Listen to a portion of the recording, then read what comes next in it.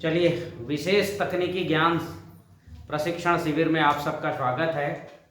और अभी हम 3 दिन तक जैविक जीवन शैली विज्ञान के विशेष ज्ञान को समझेंगे। किसको? जैविक जीवन शैली विज्ञान। ये प्रकृति का जो विज्ञान है वो है जीवो जीवस्य जीवनम। तो ये जीवो जीवस्य जीवनम के विज्ञान को हम अगले 3 दिन समझेंगे।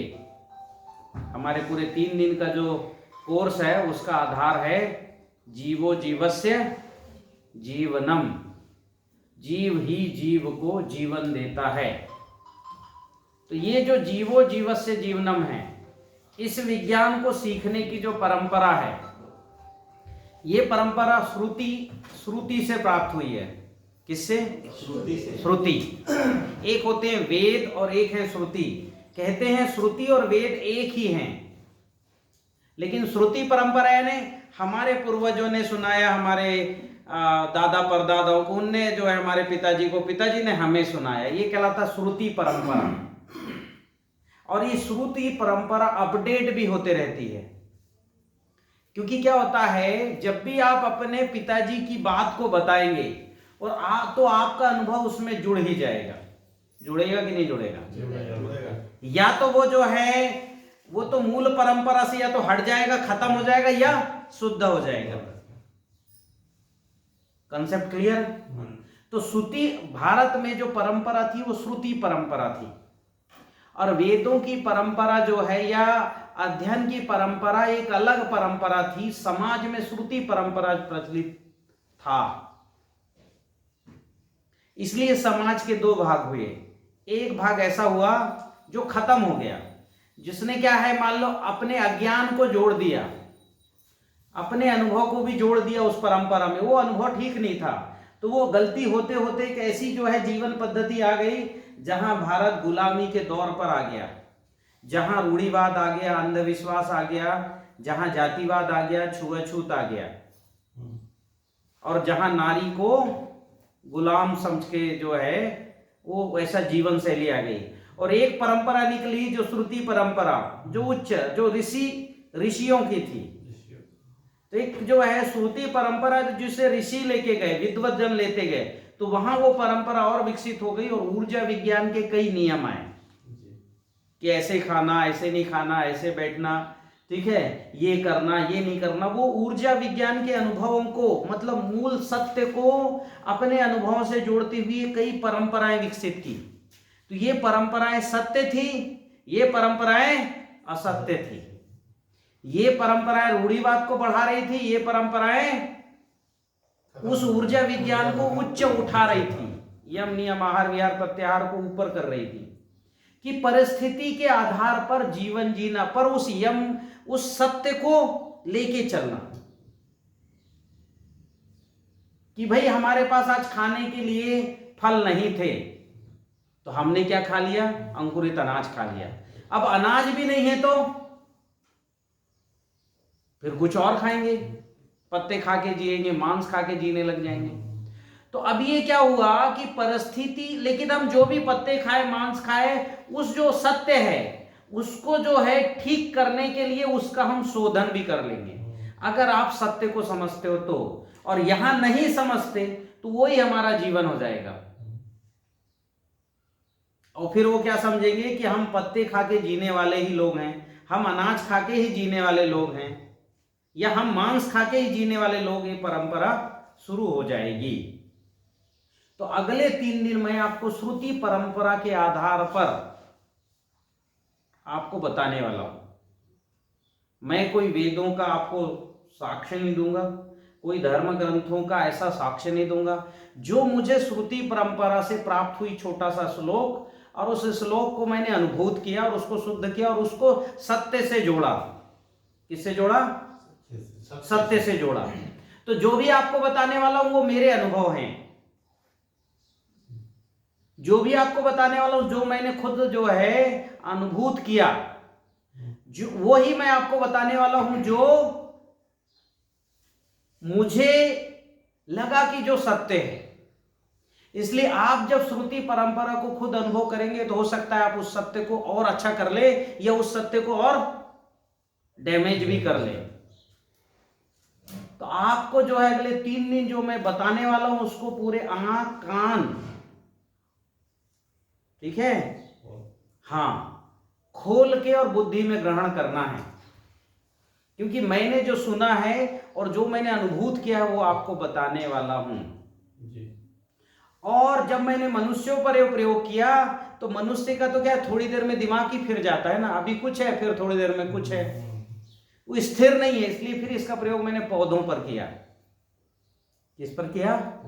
पौधों पर। और जहां जहां प्रयोग किया वहां वहां मुझे चमत्कारिक रिजल्ट मिले, जो उस जो है ऊर्जा विज्ञान उस सत्य की। क्योंकि क्या होता है, आप जैसी जो है मतलब रूढ़ी के तरफ जाएंगे, मतलब जो परंपरा जो खत्म हो रहा है, मतलब जो खराब है, जो ऊर्जा से अलग कर रही है, प्रकृति से अलग कर रही है, उस परंपरा की ओर जाएंगे या नकारात्मक ऊर्जा की परंपरा की ओर जाएंगे तो आपको सत्य, पौधे भी बीमार होंगे। और पौधे को सत्य का दर्शन आप कराओगे, ऊर्जा का दर्शन कराओगे तो पौधे चल पड़ेंगे और चमत्कारिक रिजल्ट मिलेंगे। इसलिए मैं जहां जहां गया हूं, जिन्होंने सत्य को स्थापित किया अपने खेतों में, उनके 2 महीने में चमत्कारिक रिजल्ट आए। कितने महीने में? 2 महीने। जैसे मैंने डाला विनोद अरोड़ा जी का खेत का आपको वीडियो डाला है, किसने देखा? प्रतीक तुमने नहीं देखा? अभी रात में देखना था, तुमने देख लिया? चना वाला। कि उनके चने के खेत में जो है इतने से जगह में 150-200 मधुमक्खियां चने से पराग ले रही हैं, फूल से, जबकि चने की खेती में कभी मधुमक्खियों को नहीं देखा गया। उनके आड़ू में फल आ गए जबरदस्त। या बलराज सांगवान जी का आड़ू का पौधा जो फाइटोप्थोरा से जूझ रहा था वो ठीक हो गया, मात्र 2 महीने में ठीक हुआ और चल पड़ा। और जो पौधे अंतिम सांस में थे उनको मैंने बोल दिया था बचेंगे नहीं, वो 4 पौधे मर भी गए उनके यहाँ। इतना फाइटोप्थोरा का अटैक था, लेकिन उन्होंने क्या, तुरंत ऊर्जा के आधार पर काम किया, एक ठीक दिशा में चले तो उनको भी रिजल्ट मिला कि फाइटोप्थोरा से बच गया। और जिनके यहाँ फाइटोप्थोरा का अटैक नहीं था उनके यहाँ चमत्कार हो गया कि एक जो है चने में 3-3 फलियां लग गई। कितनी फलियां लग गई? 3। और कल जो है एक बहुत घोर आश्चर्य हुआ मुझे भी, वो वीडियो मेरे पास फोटो है, मैं अभी आपको भेजूंगा, कि चने के पौधे, खरपतवार जो उगा है, एक खरपतवार जो उगा है, और ये उनके यहाँ का नहीं है, ये है कैलाश शिलार जी राजस्थान कि उनके यहाँ चूंकि खरपतवार नाशक के रासायनिक खेती में तो डल जाती, जैविक खेती में नहीं डलती, तो पता नहीं वो टहनी कैसे टच हो गई, किससे टच हो गई? खरपतवार से। और वो जो है जब उसको अलग किया गया तो पूरी टहनी चने की अलग हो गई, लेकिन फल उसी से चिपका रहा। मतलब कि चने का पौधा उस खरपतवार से भोजन ले रहा है। उसकी फोटो भेजा तो ऑटोमेटिक जो है अनुबंध उनके बीच में हो गया। क्योंकि जब आप ताकतवर होगे, समझ रहे हो, आप में ताकत होगी तो आप किसी के साथ जुड़ जाओगे। हर व्यक्ति आपको क्या कर लेगा अपने साथ। भाई आप जैसे आप बहुत बुद्धिमान हो या आप पैसे वाले हो, किसी भी तरह से ताकत उस तरह की है तो हर व्यक्ति आपको अपने साथ मिलाना चाहेगा ना। तो खरपतवार ने चने को मिला लिया कि तू आजा मेरे साथ जीवन कर। और जड़ें किसकी है? खरपतवार की, और चना बढ़ रहा है। तो ऐसे सारे चमत्कारिक परिणाम इसीलिए आए क्योंकि वो वहां पर क्या है, सत्य के प्रयोग शुरू हो चुके, ऊर्जा के प्रयोग शुरू हो चुके। और जो व्यक्ति सत्य के निकट नहीं गया वो हमेशा, मैंने देखा है, चाहे मनुष्य हो चाहे खेती हो, वो कदम ताल करते रहेगा। और जब क्या है रिजल्ट नहीं आता तो यहां क्या होता है? टेंशन आता है। और यहां टेंशन आया तो इसका मतलब क्या मतलब है? वो सत्य के दूर जा रहा है कि पास जा रहा है? हाँ, यहां टेंशन आया मतलब वो सत्य के से दूर जा रहा है, ऊर्जा से दूर जा रहा है, उसकी ऊर्जा खत्म होने की स्थिति में आ गई है। ठीक है, तो मैं श्रुति का पुनर्जीवन करने निकला हूं। किसका पुनर्जीवन करने निकला हूं? श्रुति परंपरा का पुनर्जीवन करने निकला हूं। मेरी बात को जो भी सुन रहे हैं वो ये मान लें कि अगर इस श्रुति परंपरा के सत्य को समझ लिए तो जो परिणाम मैं दिखा रहा हूं उससे बेहतर परिणाम आप दिखाएंगे। मनोहर जी, विष्णुदेव जी, प्रतीक जी, ठीक है। और आपका क्या नाम? सीमा जी। और हमारे परवेज जी। आप भी परवेज जी ये समझिए कि आप श्रुति परंपरा सत्य को पहचानने आए हैं और कहीं ना कहीं आपके अंदर सत्य है। वो मैंने थोड़ी देर बात करने में महसूस किया था। आपसे कितनी देर बात हुई परसों रात में? मेरी 15 मिनट बात हुई और मैंने पहचान लिया कि आप सत्य की ओर यात्रा कर रहे हैं। और सत्य की ओर यात्रा करने वाला व्यक्ति के अंदर अपने आप जो सात्विक गुण है, सत्य, प्रेम, दया, करुणा, अहिंसा, ठीक है, मानवता, वो सब आनी शुरू हो जाएगी और उसकी शक्ति भी बढ़ने शुरू हो जाएगी, ठीक है, क्योंकि शक्ति तो सब में मिल ही रही है। तो अभी हम सत्य की परंपरा को पुनर्जीवन करने का काम करेंगे, ठीक है। तो सत्य की परंपरा जो मैंने अनुभूत किया है वो मैं बताऊंगा। अभी तो आप ग्रहण करने का काम करेंगे। कितने दिन? 3 दिन,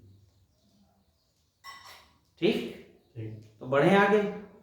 हाँ, तो हमने जो भूमिका आपको बताई वो क्लियर हो गई है। बढ़े आगे परवेज जी। ये मैं आपको अगले 3 दिन क्या बताने वाला हूं?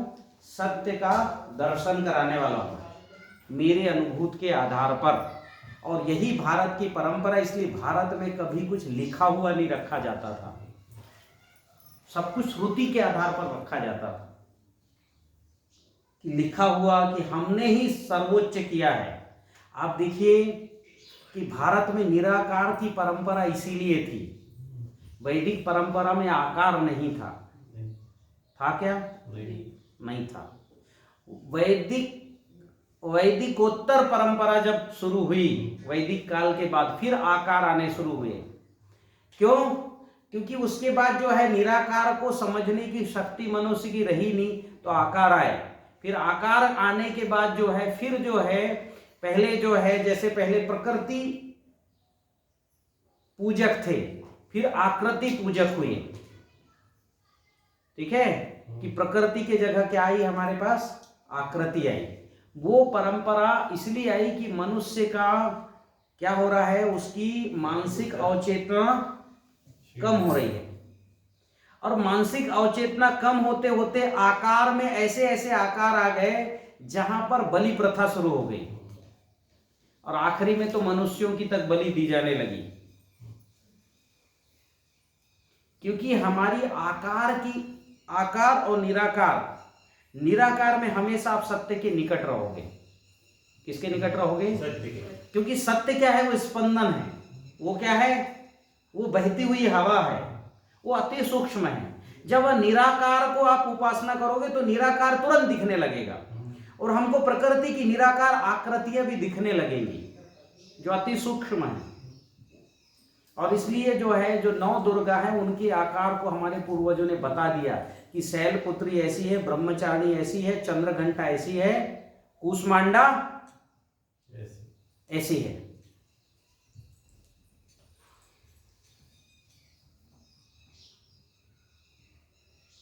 ठीक, तो शैलपुत्री जो है ब्रह्मचारिणी, कूष्मांडा, फिर कात्यायनी बाद में आएगा। कूष्मांडा के बाद जो है स्कंद माता आना है, फिर है कात्यायनी, और फिर हाँ फिर कालरात्रि यानी महागौरी, फिर सिद्धिदात्री। इनके स्वरूपों को इसलिए बता दिया कि वो सूक्ष्म में जी रहे थे। आधुनिक विज्ञान ने शैलपुत्री यानी इलेक्ट्रोमैग्नेटिक वेव्स को बताने के लिए 67 देशों के 5000 वैज्ञानिक और 27 किलोमीटर की जमीन के अंदर परिधि बना के वहां प्रोटॉन को टकरा के देखा कि शैलपुत्री कैसी है। हमारे पूर्वज सूक्ष्म में जीने निराकार का अभ्यास करते थे और जिसका आप अभ्यास करोगे उसके पास पहुंच जाओगे। ये भी सत्य है। आप जिसका अभ्यास करोगे, भगवान कृष्ण ने भी गीता को में कहा कि आप जिसका मनन करोगे उसके पास पहुंच ही जाओगे, मेरा मनन करोगे तो मेरे पास आओगे, ठीक है, जिसका मनन करोगे उसके पास पहुंच जाओगे। तो प्रकृति में एक से एक सब शक्तिशाली हैं, एक से एक हैं, जिसका मनन करिए, आप दिल से मनन करिए, इस प्रकृति में भी मनन करिए, आपको वो मिलना शुरू हो जाएगा। तो वापस हम आते हैं कि श्रुति परंपरा जो है ये निराकार और आकार इस पर भी चला है, ठीक है। अभी देखो भगवान शिव को देखने की दृष्टि बताता हूं मैं। भगवान राम ने शिव को देखा समुद्र के इस तरफ, क्या बोला? नमामि शमीशान निर्वाण रूपम विभुम व्यापकम ब्रह्मवेद स्वरूपम निजं निर्गुणं निर्विकल्पं निरूपं चिदाकाशमाकाश वाशं भजेहम। और वहीं समुद्र के उस तरफ भगवान शिव को रावण ने देखा, देखा कि नहीं? क्या बोला? जटाटवी गलत जल प्रवाह पावित स्थले गले वलम विलंबिताम भुजंग तुंगमादितम डमट डमट डमट डमन निनाद वड्ड मरवयम चकार चंड तांडवम तनोतुना शिवा शिवम। आपको दोनों में अंतर दिख रहा है? बिल्कुल दिख रहा है। हाँ बिल्कुल। तो भगवान राम ने क्या कहा? उनका स्वभाव अलग था। क्या कहा? फिर से दोहराओ, जोर से दोहराओ।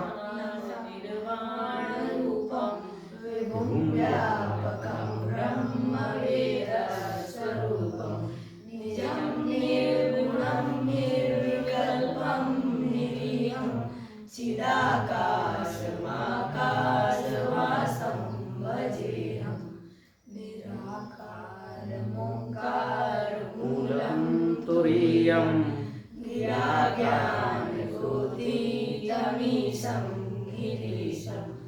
करालं महाकालकालं कृपालं गुणागार संसार पारं नतोऽहम्। इसको जो है कभी आराम से शांत चित्त से गुनगुना के देखना, और आप वापस गुनगुनाओ जरा। अभी आपकी तरंग अनुभव करना क्या आया, अब वापस गुनगुनाओ रावण रचित जो है शिव तांडव स्तोत्र शुरू करो। जटाटवी गलज्ज्वल प्रवाह पावितस्थले गले वलम्ब्य लम्बिताम्बुजङ्ग तुङ्गमालिकां डमड्डमड्डमड्डमड्निनादवड्डमर्वयं चकार चण्डताण्डवं तनोतु न शिवा शिवम्। जटाकटा संभ्रम भ्रमन्निलिम्प निर्झरी विलोल वीचि वल्लरी विराजमान मूर्धनि धगद् धगद् धगद् ज्वलल्ललाट पट्ट पावके किशोर चंद्रशेखरे रति प्रतिक्षणं मम।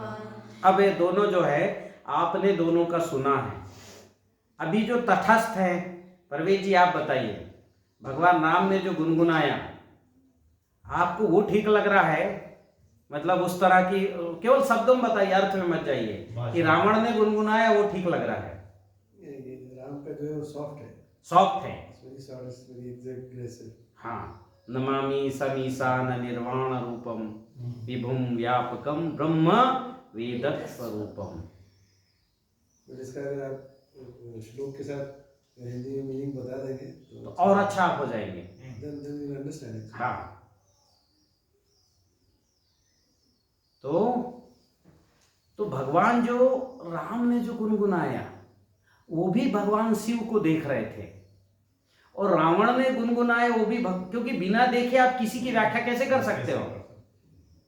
तो ये अगले 3 दिन में पहचान पाओगे इसको परवेज जी कि रावण गुनगुना रहे थे तो वो उन्होंने कैसे देखा। उन्होंने भी देखा है सत्य को, और सत्य को भगवान राम ने भी देखा है, दोनों ने देखा है और एक साथ देखा है, ठीक है। तो ऐसा है कि हमको जो है ये सत्य को पहचानने का बहुत बारीक जो है और हमेशा कहा है, हमेशा सत्य की विजय इसलिए हुई है कि इस सत्य को आपको समझना पड़ेगा। अभी सत्य यानी भगवान कृष्ण ने झूठ भी बोला। क्या झूठ बोला? कि हाँ, हाथी मरा है, अश्वत्थामा अश्वत्थामा हतो वा नरो वा कुंजरो वा मुझे नहीं पता। ठीक है, तो जब कुंजवराव बोल रहे थे तब हल्ला कर दिया गया। तो अश्वत्थामा हतो वा मतलब अश्वत्थामा मारा गया है। ठीक है, ऐसे झूठ बोलवा दिए। पर वो भी क्या है? सत्य को प्राप्त। अभी आपने देखिए, ये सत्य और धर्म बहुत निकट है। वापस आ रहे हम समझते हैं सत्य और धर्म को कैसे निकट है। भगवान कृष्ण ने कई बार कहा कि मैं धर्म की ओर खड़ा हूं, और युद्ध जो है भीष्म पितामह ने भी कहा मैं अधर्म की ओर लड़ रहा हूं, मेरी मजबूरी है। कर्ण ने भी स्वीकार किया कि मैं अधर्म के साथ हूं। किया कि नहीं किया? किया ना। तो कर्ण को भी पता था, द्रोण को भी पता था, भीष्म को भी पता था कि हम अधर्म के साथ हैं। फिर भी क्यों खड़े थे भाई? क्यों खड़े थे? फिर भी जब पता होने के बाद भी खड़े थे।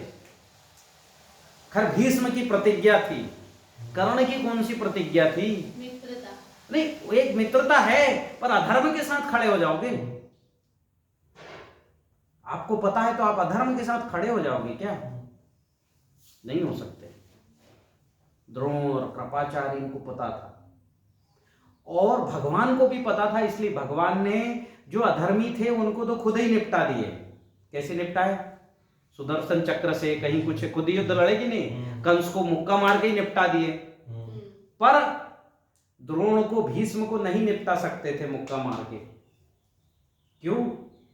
वो धर्मी पुरुष थे, वो सत्य को जानते थे, सत्य को जीते थे। तो जो सत्य को जीता है, जो ईश्वर के साथ जीता है, ईश्वर कैसे खुद मार दे भाई? आपके परम स्नेही कोई हो तो आप नहीं मार सकते, भले को असत्य है। आप कहोगे जी बेटा तू जैसा लगता है जी, मैं कुछ नहीं कर सकता। लेकिन वो असत्य पर जी रहा है तो असत्य को फैलाएगा ही। तो भगवान कृष्ण नहीं मारे तो अर्जुन को खड़े किए, तू खड़ा हो तू मार, चाहे अपने हो तो भी मार। दादा लगते हों, और क्या क्या लगते थे अर्जुन के? भीष्म पितामह लगते थे ना, दादा के भी पिताजी थे। उनको भी मारने के लिए कहा तू मार। क्यों? अधर्म की ओर खड़े हो। तो ये सत्य और धर्म का बहुत गहरा नाता है। ठीक है, इसलिए मैंने भी सूक्त धर्मों से लिए। किससे लिए? हाँ, मत पंथों से लिए। कहां से लिए? श्रुति को पहचानने के लिए मत पंथों से लिए, धर्मों से लिए, क्योंकि सत्य वहीं छुपा हुआ है। दूसरा कंसेप्ट समझ में आ रहा है कि श्रुति परंपरा कहां छुपी हुई है? धर्म के अंदर। विश्वविद्यालय के अंदर नहीं है, ठीक है, किसी इंस्टीट्यूट के अंदर नहीं है, किसी बड़ी संस्था के अंदर नहीं है, ठीक, और किसी विचारक के अंदर नहीं है। विचारक क्या होता है? वो तो परिस्थितियों के आधार पर अपने विचारों का निर्माण करता है। किसके आधार पर करता है? जैसे कार्ल मार्क्स जहां जिया वहां गरीब भयंकर थे, अमीर भयंकर थे। उसके अंदर विद्रोह उठ गया, एक विचार आया समाजवाद का। उसने कहा धर्म अफीम के समान है। क्या कहा? धर्म को अफीम माना। क्यों? अफीम पिला दो, फिर उसको जैसा बोलोगे वैसा वो करता रहता है। तो उसको लगा कि ये जो गरीबी अमीरी है उसमें धर्म अफीम का काम करता है।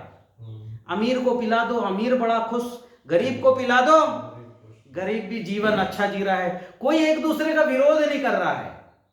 वो भारत में हो रहा था, कुछ राजा थे, कुछ धनाढ्य थे, कुछ गरीब थे, और दोनों बड़े मलंग रहते थे। रहते थे कि नहीं रहते थे? गरीब भी अपने घर में खुश, अमीर भी अपने घर में। तो उसने कहा, वो विचार, उसका विचार कौन सा था?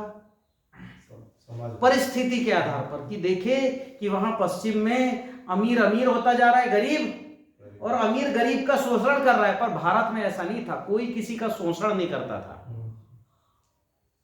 कोई किसी का शोषण नहीं करता था। और भारत में किसान सबसे अमीर रहते थे पहले, और व्यापारी गरीब रहता था। व्यापारी हमेशा मांगता था, किसान हमेशा देता था, क्योंकि किसान के खेत में अन्न हमेशा ईश्वर देता था। प्रकृति पंच महाभूत हर साल कि गेहूं तो होता ही नहीं था, चावल और दालें और अनाज और मसाले और फल होते थे, काजू किशमिश अखरोट बादाम काली मिर्च लौंग इलायची, और वो होता था धनिया। धनिया सबसे बड़ा मसाला था भारत का। क्यों? पश्चिम के लोग धनिया सबसे पहले खरीदते थे, क्योंकि पश्चिम का भोजन था मछली, क्योंकि वहां समुद्र के किनारे रहते थे। तो ठंड के समय में पूरे समुद्र में क्या जम जाता था? बर्फ। तो मछली कहां से मिलेगा उनको?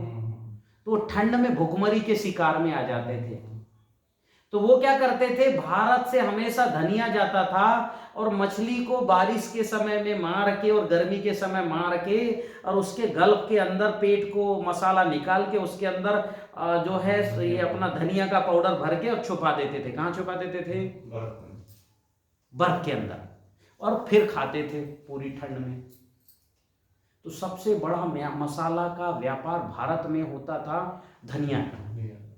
इसलिए हर साल, अच्छा अब वो जो है धनिया हमारे व्यापारी पश्चिम के लोगों को देते थे, मसाले अखरोट बादाम, तो वो क्या थे? उनके पास तो था ही नहीं कुछ, तो उनके पास था समुद्र।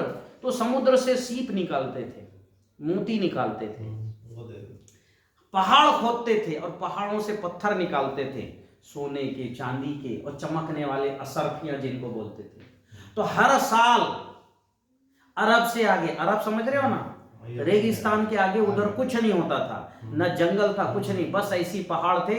और जंगल भी वो वाले जंगल थे जो फल नहीं देते। आज भी आप अमेरिका के जंगल में फल के पेड़ नहीं पाएंगे। काय के पेड़ है? लकड़ी के। अमेज़न का जंगल, फल नहीं है वहां। तो वहां के लोग जो है पहाड़ से चकमक पत्थर जो है घिस के रखते थे और समुद्र की मोती और सीप निकाल के हमारे यहाँ भारत के व्यापारी जाते थे, उनको भोजन देते थे, मतलब यही मसाले और भोजन, और बदले में हीरे मोती और असरफियां लेके वापस हिंदुस्तान आते थे। और व्यापारी ये किसको देते थे? किसान को। व्यापारी के पास थोड़ा ही बचता था, क्योंकि किसान के पास ज्यादा रहता था। उसने तो बोरा भर उगाया, 100 बोरे अनाज मसाले उगाए, तो 10 बोरा उनके यहाँ क्या आ गया? सोना चांदी असरफियां आ गई। और इसलिए भारत सोने की चिड़िया हो जाती थी हर 10 साल में। क्या हो जाती थी? हाँ, कि वो सोना लाके शहरों में नहीं रहता था। और इसलिए राजा भी गांव के होते थे, इतने गांव के राजा, इतने गांव के राजा। एक तो क्या है, मतलब दूध दही घी गाय के पेट से निकलता था या जमीन के पेट से निकलता था? कॉन्सेप्ट समझ रहे हो ना? इसलिए भारत पहले इतना संपन्न था, किसके कारण? कृषि के कारण। और सबसे संपन्न गांव थे। कॉन्सेप्ट क्लियर हो रहा है? वापस मैं आ रहा हूं कि भारत में जो परंपराएं थी, वो सारी परंपराएं, पूरी परंपराएं सत्य को ध्यान में रख के बनाई गई थी कि आपको प्रार्थना करनी है। क्या करनी है? ऊर्जा के लिए। मैं अभी प्रयोग कराता हूं कि प्रार्थना करते ही कैसे 1 गिलास पानी में 1 करोड़ एनर्जी चली जाती है। कितनी करोड़? 1 करोड़। अभी प्रयोग कराते हैं। भारत में पूजा की परंपरा थी, ध्यान की परंपरा थी, ठीक है, गायन की परंपरा थी, नृत्य की परंपरा थी, वादन की परंपरा थी। कितने सारे संगीत भारत में थे। सबसे सुंदर संगीत बंसी का था। आज भी देखो कितना सुरीला लगता है। हारमोनियम बजते थे। अभी मैं वहां राजस्थान गया तो वहां पर बड़े वाले वो ढपले बजा रहे हैं, किसके? चमड़े के। क्या मधुर संगीत आ रहा था, सुनते ही ऊर्जा से भर गए। तो हमारे यहाँ हर परंपरा थी, चाहे वो पूजा की हो या फिर जो है ध्यान की हो या गायन की हो या वादन की हो या नृत्य की हो, सब सत्य को प्राप्त करने की, सत्य के निकट जाने की, सत्य को पहचानने की सीढ़ियां थी। और हर व्यक्ति जो है या रास्ते थे सत्य को पहचानने के लिए। इसलिए भारत में सत्य को पहचानने के अनेक रास्ते बन गए। कितने रास्ते बन गए? अनेक रास्ते बन गए। और इसलिए कहा गया एकम सत विप्रा बहुधा वदंती, सत्य एक है और विप्र यानी विद्वान उसको अलग अलग नामों से बताते हैं। जैसे आप सबको जबलपुर आना था, आपको इंदौर से आना था तो किधर से आओगे? इधर से आओगे। इनको जो है मुंबई से आना था तो किधर से आते? इधर से आते। ठीक है। इनको जो है आपको बैतूल से आना तो इधर से आए, तुमको झारखंड से आना था तो उधर से आए। अब मैं बोलूं झारखंड वाले को कि तुम जो है रास्ता ये है, कौन सा है रास्ता? कि तुम वहां से निकल के और मुंबई जाओ और मुंबई से ऐसे जबलपुर आओ। तो आपके साथ मैं क्या करता? अन्याय करता। या आपको कहता मनोहर जी कि आप गलत आ रहे हो, आप उधर से पहले उधर जाओ और झारखंड होते हुए आना, क्योंकि सत्य का रास्ता उधरी के जंगलों से आता है। कहां से? झारखंड के। कि जाओ उधर के जंगल से होते आओ, तो भी आपके साथ अन्याय होता। तो सत्य को आप जहां खड़े वहीं से प्राप्त कर सकते हो, हिलने डुलने की जरूरत नहीं है। बस आपको रास्ता सीधा रखना है। लेकिन इस सीधे रास्ते में भी कुछ जो है, कुछ क्या है, कुछ जोखिम थे। क्या थे? तो उसमें ब्रेक लगाए गए। जैसे सत्य को पाने का सबसे सरल रास्ता है ध्यान। सबसे सरल रास्ता कौन सा है? डायरेक्ट, तुरंत, सेकंड के 1000वें हिस्से में आप सत्य के साथ खड़े हो जाओगे, जिसको ईश्वर भी कहा गया। लेकिन उसमें जोखिम है। क्या जोखिम है? आप अगर जो है, आपको लगेगा यार वो पड़ोसी को निपटाना है, मुझे ताकत चाहिए, और तुरंत मैं ध्यान में जाऊं, ताकत ले लूं, और ताकत मिलने के बाद आप पड़ोसी का हित कर सकते हैं। तो ध्यान सबसे डायरेक्ट परंपरा थी। और इसलिए आप देखिए कि जितने सत्पुरुष सब, भगवान कृष्ण, शंकर भी किस में बैठे हैं? ध्यान में। कृष्ण किस में बैठे हैं? ध्यान में। हनुमान किस में बैठे थे? ध्यान में। गौतम बुद्ध किस पे बैठे थे? ध्यान में। महावीर स्वामी किस पे बैठे थे? जितने मतपंथी हैं सब ध्यान में। क्यों? इसलिए क्योंकि ध्यान एक सबसे सरल माध्यम है। लेकिन आप सोचो, सारे राक्षस किस में बैठे थे? भस्मासुर किस में बैठे थे? ध्यान में। और कितने हैं सब बताओ, कितने लोग ध्यान में बैठे थे? सारे जितने भी हैं आप देखिए, भगवान शिव ध्यान में हैं। और इस परंपरा को जिसने भी बहुत ऊर्जा आई तो वो ज्यादा ऊर्जा आके किसको मारने निकल चढ़ा? देवों को ही मारने निकल पड़ा। या मानवता के लिए क्या हो गया? क्या हुआ? मैं बड़ा हूं, तुम छोटे हो, मैं शासन करूंगा, और फिर विनाश शुरू हो गया। रावण, सारे जितने देखिए, रावण देखो, कंस देखो, कोई भी देखो। तो विषय ये नहीं है, विषय ध्यान। हम जो है सत्य को प्राप्त करने के जोखिम से भी हमारे पूर्वज वाकिफ थे, इसलिए उसको ब्रेक लगाए। पहले तप करो फिर ध्यान करोगा। पहले क्या करो? तप करो। किसी को भी नहीं कहा सीधे ध्यान करो। इसलिए हमारे ऋषियों ने ध्यान सिखाया क्या? किस ऋषि ने ध्यान सिखाया बताओ मुझे? पतंजलि ने व्यायाम सिखाया, ध्यान सिखाया क्या? और प्राणायाम सिखाया। उसने बोला ध्यान करो। ध्यान सिखाया गौतम बुद्ध ने। किसने सिखाया? महावीर स्वामी ने। और जैसे ही आप सत्य के निकट किसी को लेके जाओगे, ताकत मिलेगी, तो आपको उसके अनुयायी हो जाओगे कि नहीं हो जाओगे? हैं? तो इसके जोखिम भी भुगता। इसलिए भारत में ध्यान के पहले तप की परंपरा थी कि जो तप करेगा वही ध्यान करेगा। हर किसी को ध्यान में जाने की परंपरा का किसी को अनुमति नहीं थी। इसलिए श्रुति परंपरा, ऋषि परंपरा में, श्रुति नहीं ऋषि परंपरा में ध्यान सबको नहीं कहा गया। और गौतम बुद्ध ने जब ध्यान सिखाया तो अलग पंथ बन गया। क्या नाम है उस पंथ का? बुद्ध। और ध्यान गौतम बुद्ध के रहते, जीवित रहते 51 राजा उनके अनुयायी हो गए थे। कितने राजा? क्या होगा? 51। जैसे ही आप किसी को सत्य के निकट लेके जाओगे वो क्या हो जाएगा? अरे बहुत आनंदित हो जाएगा ना भाई। राह चलता आदमी को आप हाथी घोड़ा दे दो और बढ़िया सारा भोजन दे दो तो उसको तो बहुत आनंद हो जाएगा। तो सत्य के पथिक थे और उधर गए। अब मैं ये नहीं कह रहा हूं कि ये गलत किए। उस समय पर श्रुति परंपरा में, ऋषि परंपरा में भयंकर दोष आ गए थे बलि प्रथा के। किसके आ गए थे? आज भी नेपाल में देखिए, एक दिन में 1 लाख से ज्यादा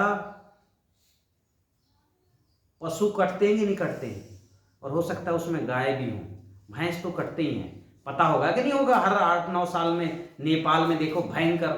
तुमने सुना प्रतीक कहीं? नहीं सुना? सुना है एक बार। नेपाल में नहीं कटते, भयंकर एक साथ कट गए 1.25 लाख बलि, और नर बलि तक शुरू हो चुका था। हाथियों की बलि तक जी जाने लगी थी। शेर बस बच गया था सौभाग्य से, नहीं तो उसको भी निपटा दिए होते। तो ये इतनी जो है मतलब परंपरा में इतना अंधविश्वास आ गया, तब कोई प्रकट हुआ कि मूल चिंतन ईश्वर के पास डायरेक्ट ले जाने का माध्यम उस समय उसकी जरूरत थी।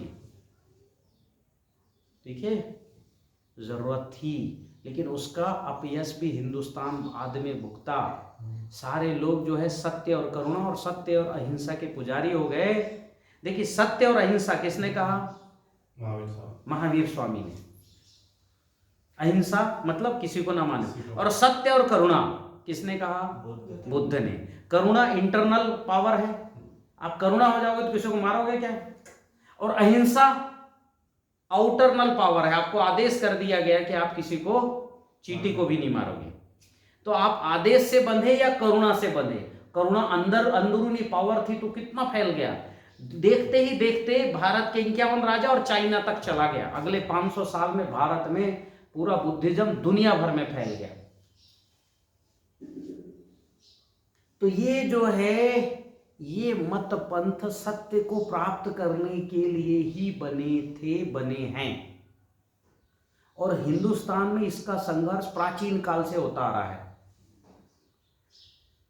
प्रजापति दक्ष जो है यज्ञ परंपरा के, वैष्णव परंपरा के राजा थे। कौन थे कि नहीं? यज्ञ कर करके उन्होंने प्रकृति का निर्माण कर रहे थे, ऊर्जा निकाल के। और भगवान शिव शैव परंपरा के राजा थे। भगवान ही थे वो तो। किस परंपरा के? शैव। यज्ञ करते थे क्या? नहीं, भगवान शिव को देखा यज्ञ करते हुए? ध्यान करते थे। और ध्यान परंपरा, और जब ये यज्ञ उन्होंने कहा हम इस परंपरा को घुसने ही नहीं देंगे, इंटर ही नहीं होने देंगे। कितनों ने समझाया, उनकी पुत्री ने तो समझाया, सती ने, और भी लोगों ने समझाया। लेकिन ये बताओ, अगर वो गलत होते तो भगवान विष्णु जाते क्या उनके यज्ञ में? नहीं जाते। गए क्या? गए कि नहीं गए? गए। ब्रह्मा जी सब गए, सारे देवता गए, मात्र शिव छोड़ के। लेकिन ये प्रकृति बिना ध्यान के भी रह नहीं सकती। ध्यान का क्या रोल है, अगले अभी प्रशिक्षण में मैं बताने वाला हूं आपको। देखिए, विशेष ज्ञान शिविर है। क्या है परवेज जी? विशेष ज्ञान शिविर है। कृषि तो आपको मैं 3-4 घंटे में बता दूंगा। तो अगले 3 दिन हम इन परंपराओं पर चर्चा करेंगे। प्रोजेक्टर से आपको मैं इनके वीडियोस भी दिखाने की कोशिश करूंगा, आधुनिक विज्ञान के बिहाफ पर। ठीक है, हम इसके आपके वीडियोस भी दिखाएंगे कि हमारे भारत की परंपरा, इसलिए एकदम माइंड को खोल करके एकदम बिल्कुल आनंदित हो करके और इस सारे विषय को ग्रहण करना है कि बुद्ध कौन थे, जय महावीर स्वामी कौन थे, ये बाद में मत पंथ आए, ये सब कौन थे, क्यों इन्होंने ये मत पंथ की स्थापना की, अरब में क्यों जो है मोहम्मद पैगंबर ने मत पंथ दिया, भारत में ऐसे कई मत पंथ भारत में आए। ठीक है, बहुत से आए, शैव है, वैष्णव है। ठीक है, सिख तो एक जो है एक अच्छी बातों का संग्रह था, शास्त्रों का सार है। अच्छी बातों का संग्रह था जिसे गुरु बताते थे, और 10वें गुरु के बाद उन्होंने उसको पुस्तक में कर दिया। तो उनको लगा कि आने वाला गुरु अब कोई ऐसा ठीक नहीं होने वाला है, तो गड़बड़ ना हो, इसलिए उन्होंने पुस्तकों में डाल दिया।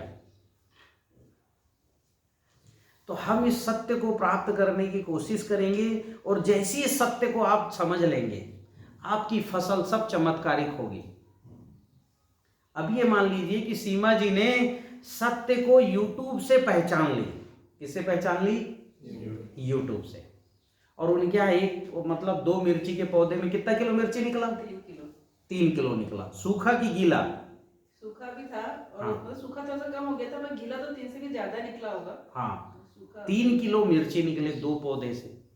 और एक गिलकी के पौधे से कितने निकले? 7-7 9 एक पत्ते पे गिलकियां आती 9 और 7-7 एक पत्ते पे आई गिलकी। ठीक है, कुल कितनी गिलकी निकली होगी एक पौधे में? नहीं बहुत, फिर भी अंदाज 150 200 100 के तो ऊपर ही रही होगी, क्योंकि 100 से ऊपर। हाँ, वो मौसम उनका खत्म होने के बाद भी वो देती रही, मतलब सूखा ही नहीं पेड़। और पेड़ ही नहीं सूख रहा है, फलते आते जा रहे हैं। ऐसा ही होना है कि आप सत्य के निकट जाकर के जैसी खेती करना शुरू करेंगे, ऊर्जा के निकट जाके, ईश्वर के निकट जाके काम शुरू करेंगे, अल्टीमेट प्रोडक्शन, कहीं कुछ नहीं। आप जो कह रहे हो कि वहाँ अफ्रीका के लोग, उनके पास कुछ पैसा नहीं है, ना ड्रिप लगाना, कुछ नहीं करना है, और वो फ्रेंच वाले खेती कर रहे हैं ना, रासायनिक, उनसे ज़्यादा प्रोडक्शन लेंगे, इसकी मैं गारंटी देता हूँ। और जितना ज़्यादा आप जितनी जल्दी इसको पहचान सकते हैं, उतनी जल्दी हम इस पर जो है अभ्यास शुरू करेंगे। और अभ्यास शुरू करते ही, क्योंकि पौधे को जब एनर्जी नहीं मिलती, क्या नहीं मिलती? तब गड़बड़ होता है सब। तो बीजांकुरण भी एनर्जी से होती है, गर्भाधान भी किससे होता है? एक एनर्जी। कौन सी एनर्जी से गर्भाधान होता है, और कौन सी एनर्जी से हर सप्ताह बच्चे के अंदर जो है सब आते हैं, हड्डियां आती है, मांस आता है, इसका हम चिंतन करेंगे। किस ऊर्जा के कारण बीज अंकुरित होता है और बीज चलता है, इसका हम अध्ययन करेंगे। ठीक है, तो अभी 5 मिनट के बाद हम सत्र को पुनः शुरू करते हैं।